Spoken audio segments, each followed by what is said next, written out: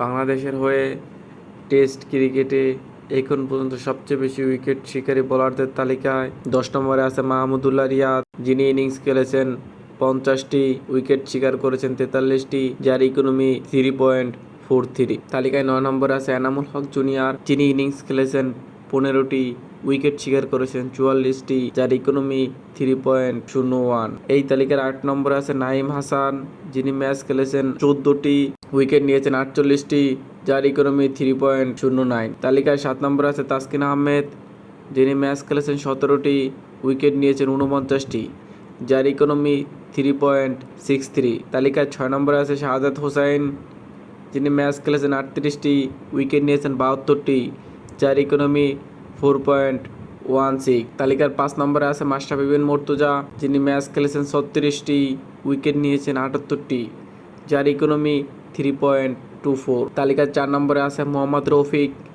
যিনি ম্যাচ খেলেছেন 33টি, উইকেট নিয়েছেন 100টি, যার ইকোনমি 2.79। তালিকার 3 নম্বরে আছে মেহেদী হাসান মিরাজ, যিনি ম্যাচ খেলেছেন 56টি, উইকেট নিয়েছেন 210টি, যার ইকোনমি 3.17। তালিকার 2 নম্বরে আছে সাকিব আল হাসান, যিনি ম্যাচ খেলেছেন 71টি, উইকেট নিয়েছেন 246টি, যার ইকোনমি 2.98। তালিকার 1 নম্বরে আছে তাইজুল ইসলাম, যিনি ম্যাচ খেলেছেন 57টি, উইকেট নিয়েছেন 250টি, যার ইকোনমি 3.04। আপনার দেখা এইখানে কোন খেলোয়াড় সবচেয়ে বেশি প্রিয় সেটি আপনি চাইলে কমেন্টে জানাতে পারেন।